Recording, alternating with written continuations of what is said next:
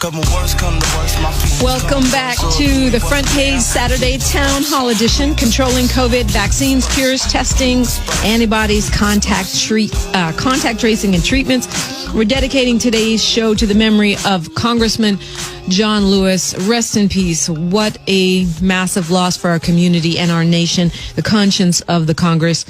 And if you want to call in and pay tribute to Congressman Lewis, we will be doing that Monday. We'll be doing it Tuesday, probably all week on the Front Page. We do our show 4:30 to 6 a.m. Today's episode being brought to you by Council President Emeritus Herb Weston Jr., the great city of Los Angeles, Community Build, and the Independent Professionals Association at indiework.org. Still continuing our conversation with Pew Scholars, Dr. Hosea Nelson, a faculty member at UCLA, and his colleague and friend, Dr. Jose Rodriguez, also faculty member at UCLA, and, you know, just totally overqualified to be talking with us this morning. But we so appreciate you being with us. Joining the conversation now, Lauren Trenkle. She's the co-founder of Total Testing Solutions. Since the start of this pandemic, her company has mobilized to provide testing for essential workers, for first responders, for healthcare personnel. Good morning, Lauren Trenkle. Welcome. Hi, how are you? Good. You are really, just at the front lines of this controlling COVID conversation, and testing has been all in the news this past week. It looked like we were doing so well in California, and then all of a sudden it looked like we weren't. What is your outlook on where we are right now and where we need to go? Well, we certainly don't look like we're doing so great right now. We've definitely had an increase in the number of positive cases, and I mean, you can contribute that to the relaxed ways in which we've, gotten back into society, holiday weekend. We've seen everybody kind of have some larger gatherings. All those things have kind of contributed to this, larger spike that we've had. And we certainly want to try to trend back to that downward. We want to get back to where we used to be, obviously, and even further beyond that. And that's just going to take time and a lot of methods that it's going to be patience. It's going to take the mask wearing. It's going to take a lot of things, actually.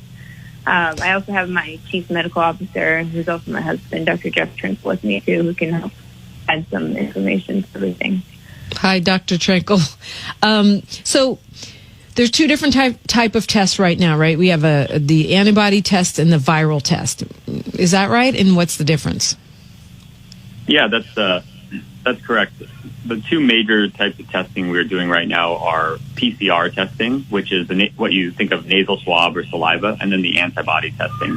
The nasal swab is still obviously the go-to for diagnosis, and the reason for that is that it actually tests for viral RNA within the body. So usually either in the nasal cavity, the nasal mucosa, and or if you're doing oral cavity or saliva, testing for it there. So we still can't use anything else reliably yet to diagnose whether someone has the disease or not. And then the antibody test is more checking your body's reaction. And what we're hoping to develop with better antibody tests and more data is the ability to, do something quicker, more rapid with, let's say, a finger prick or a blood draw that can tell us a little bit more information about both immune status as well as acute status. But right now, we've done a couple of different studies on that, and it has not been promising so far that we can use it for diagnosis or reliably even for immunity. Okay, I've got folks on the phone.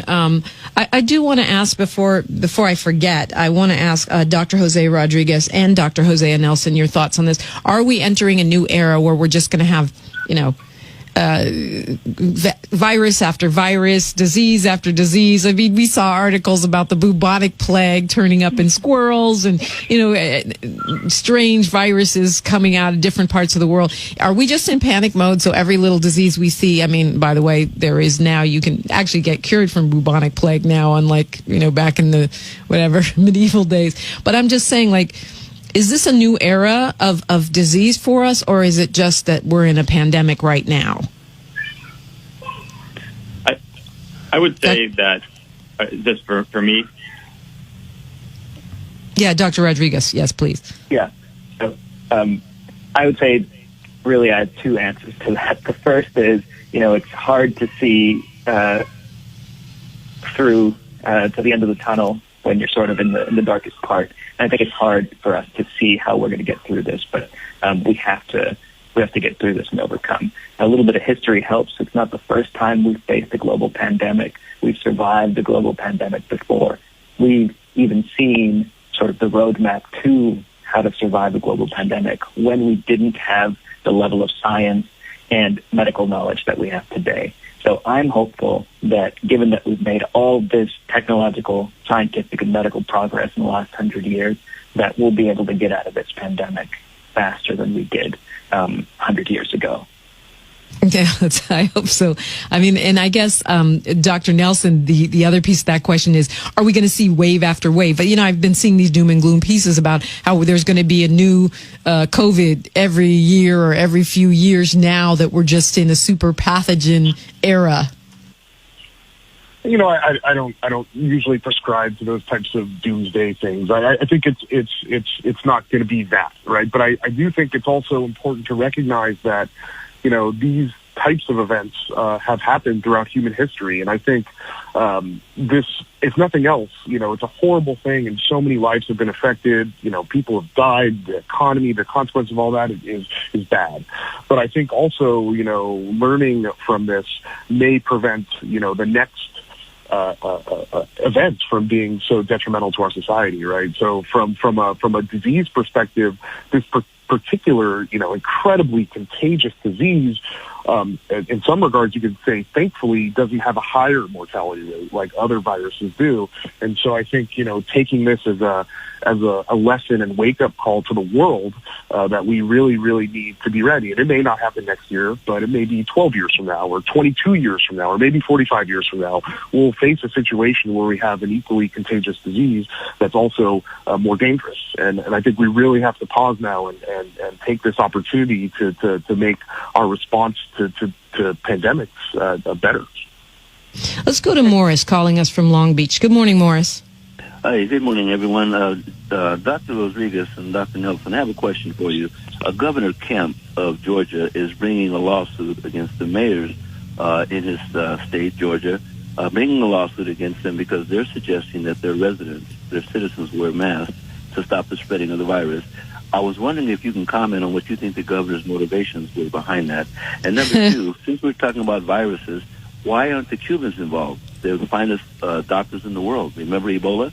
Thank you very much. Okay, Morris. I'm pretty sure that Dr. Rodriguez and Dr. Nelson don't want to comment on the political motivations, and I'm pretty sure that Mr. and Mrs. Trenkle probably don't either, the governor. But maybe the consequences of, a lawsuit to go after mayors for making citizens wear masks. I think Dr. Rodriguez and Dr. Nelson kind of already commented on the mask situation. Dr. Trenkle, do you want to weigh in on that? This is somehow controversial, wearing a mask. Yeah, I at least in our opinion, wearing a mask is incredibly important right now just to help stop the spread. I think that largely some of the reasons that people don't feel the need to wear masks is they may not see the impact in their own communities.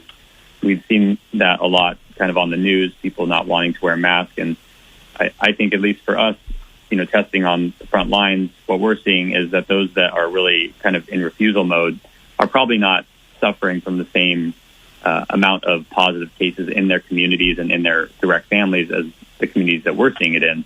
And so I would imagine that that's the main reason why people don't want to wear a mask. I'm sure they make it very political as well, but it's probably because it hasn't directly impacted them versus kind of everyone on this call knows that the communities that we're kind of serving are really directly and harshly impacted. And at least in our clinics, where we service a lot of underserved population, nobody comes in without a mask. They all come in and have zero problems whatsoever wearing one. Yeah, I mean, I see it widespread in South LA where I live. Most people are wearing masks and they are physically distancing from each other. But I've heard even in other communities here in California that are, hard hit populations, it's not, the message isn't penetrating the same way. Talk to me, Lauren Trenkle, about, the impact on essential workers, grocery store workers, yes, of course, healthcare professionals, but a lot of the jobs, that people in our community do have, that are kind of frontline by default at this point. How is the testing working for them? I know this is something that you guys work on, and what needs to be improved or upgraded. Yeah, so we've been testing a lot of these essential employees since the whole pandemic started, and I think a lot of it is fear-based. They have to work. They need to provide for their families. They don't feel that not working is an option for them, and there's a lot of hand-holding that goes into the whole testing process because there's a lot of unknowns.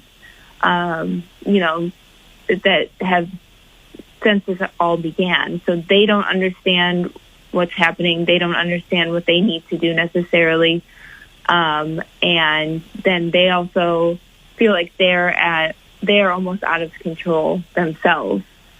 And on top of that, they feel like testing's not made available to them by their employers. And so we're kind of covering that gap for them and making sure that it is available and that they're not, having to pay for it as well. We're making sure all the costs are covered. And we're also making sure to answer every question. We're making sure to give them all the tools that they need to, have with them when they are at work and then when they are going home to their families. And I think that's why it's important that we're trying to get the correct message out to the community so that these people aren't impacted and feel safe when they're going to work. And it's sad because, we also work with other groups of people, like studios, for example, that are covering these costs for their employees. Like larger studios, they're covering these costs for their employees. And then the employers for these like grocery store workers, they're not covering the costs for their employees at all. So you see the difference. Well, that can change, right? I mean, we just have to get active around it. Just like the Fight for 15, we may have to have a fight for testing. I want to congratulate you guys. I know that Total Testing Solutions has teamed up with LA County Supervisor Hilda Solis, and you guys are you have a clinic, county testing site over near the Mariachi Plaza in Boyle Heights at 1724 Pennsylvania Avenue. I know that Charles Drew University, CDU, is doing testing without appointments in South LA. And so, at least there are some resources that people can take advantage of. But it sounds like there's going to be some work that needs to be done by the many activists that listen to these shows, just in terms of, equity, in terms of access to testing and PPE and all of that stuff. Exactly. And we're also opening up in Ladera Heights also to help service that area in South LA. All right, let's go to Wendell from Los Angeles. Wendell, you're on the air. Thank you for your patience. Oh, have we lost Wendell? We've lost Wendell. Okay, let's go to Jamal then. Hi, Jamal. Good morning. Good morning, Front Page fam. I'd like to know, have the doctors incorporated a holistic spectrum consideration in terms of how we exercise preventing getting this disease? Got it. So I guess I'll address this to Dr. Nelson and anyone else that wants to comment on it. Please do. He's talking about, where does the holistic health perspective comes in? A lot of people taking herbs and doing mindfulness and other things to boost their immune system, that kind of stuff. What's your perspective on that?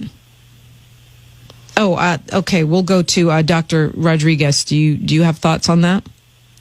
Yeah, I'm not medically qualified to prescribe any one advice, but I should say that we should make sure to distinguish between two different categories of prevention here. And one is whatever you do to keep yourself healthy, which, whatever that may be, we should never stop doing. And the second thing is what we do to prevent the spread of the virus and keep ourselves safe from the virus. And I think those two things are not in competition in any way.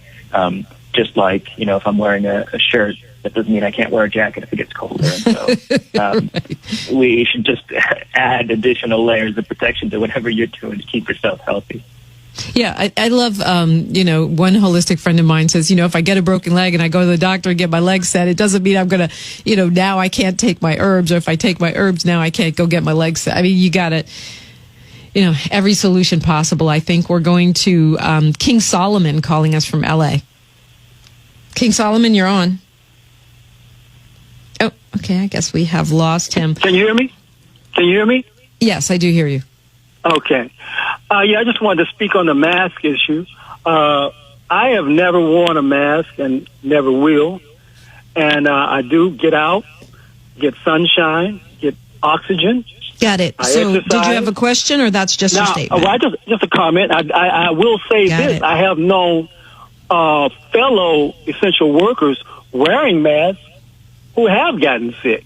Okay, got it. Thank you. It's just basic common sense. At the heart of all disease is lack of oxygen properly circulating. Okay, got it. Thank you, King Solomon. I think you're reflecting conversations that are going on in barbershop. Well, we don't have barbershops anymore. Virtual barbershops. So you want to address this, Dr. Trenkle, Dr. Jeff Trenkle, this idea that, when we wear a mask, our breath doesn't circulate enough, and so therefore we can get sick from wearing the mask. I can't tell you how many times I've heard this on social media. Also, this idea that he said he has friends that are essential workers that have gotten sick even though they're wearing a mask. Yeah, I'd be happy to address that. I don't think that there's any science or any studies to validate the idea that, wearing a mask is going to decrease your oxygen circulation and or that would have any effect whatsoever on your ability to fight a virus. At the end of the day, wearing a mask is it's very simple as to why it works. It's not really for your own protection. We're not wearing N95 masks. Everyone's not walking around with respirators. You can contract the virus through other mucosal environments. It's realistically just to protect, so that if you're an asymptomatic shedder of the virus and you're walking around without a mask and you just do a very small cough or a sneeze and it doesn't get protected, the viral particles get into the air and someone else can get them. And the reason this virus has been so contagious, even though it's not nearly as deadly as others, as I think the other doctors touched on, it's very, very contagious because there's a lot of asymptomatic people walking around and shedding the virus. And that's what makes this one dangerous, is that it goes from person to person almost without anyone knowing until it reaches the host that it can kill. And that's why wearing a mask is important, is to protect other people, not yourself. This is anti-mask movement is not new. The last real global pandemic we had, the Spanish flu, there was the same movement. So history is just kind of repeating itself right now, and nobody's ever going to agree on anything, right? So unfortunately, there's just no science to validate what people are saying about oxygen. It's just a talking point and something that someone's come up with that sounds good and other people can then share. And it's a little bit sad. Obviously, it's very sad. But no, there's no science behind that. Well, we know that a mask won't kill you. We know that COVID-19 will kill you. So why wouldn't you wear the mask and just avoid killing people? I mean, to me, even if it doesn't work, it's not going to hurt you. So why not do it? I sound like Council President Emeritus Herb Wesson, but this is a point where I actually absolutely agree. Okay, so the time flies when you are on live radio. What would you leave us with this morning, Lauren Trenkle, Dr. Jeffrey Trenkle? Just quick thoughts to have in our mind on the way out the door here. I practice social distancing, wear your mask, wash your hands. Don't do it just for yourself, but do it for the safety of others. And testing is going to be as important as ever. It's a challenge right now because of funding, and hopefully we can continue to develop models where there is improved testing that is not putting the burden on the county and the taxpayers, and also the ability to provide wraparound care and help with those that need it afterwards is going to be an important part of the puzzle going forward. Thank you guys for the great work you're doing at Total Testing Solutions, by the way. It's so important. And if anybody needs to find us, we're at coronavirustestingla.com. Excellent. Thank you. You want to give us some a final thought this morning, Dr. Jose Rodriguez? Yeah, I want to say that, from the science perspective, we're doing everything we can. I think we should believe that there are ways to help cure this virus coming. And for now, we should not lose sight of the fact that there are things we can do now to stop the spread. We can wear our masks. We can stay somewhat socially distant, and never lose sight of the fact that humanity is important. Be kind to your neighbors. Be kind to your brothers and sisters. Wear that mask. Stay healthy. I love that. Humanity is important. Dr. Hosea Nelson, your thought for the end of the show today. So I think everyone covered my thoughts on masks and hygiene and humanity and being considerate. But I'll just a bit of optimism. I think a lot of the data coming out of the clinical trials for vaccines is very compelling, at least at this preliminary stage. And there's certainly a number of new testing technologies that are going to be coming down to bear within the next couple months that'll offer cheaper tests that are going to hopefully be more widely available to underserved communities. And so I think overall on the science and technology side, I think we should all have a bit of optimism and think some of the major issues of this pandemic, there's some solutions coming down the pipeline. Thank you all so very much. What a pleasure to talk to so many great minds about such an important issue this morning. Thank you so much. Thank you, Dominique. Thank you. Family, we are passing the mic to the amazing Guy Black, and I thank you for joining us. I want to say rest in peace to John Lewis. We dedicated today's show to him, and if you want to speak about it, we'll be talking about it on Monday morning on the front page. Until next time, family, please be well. One love.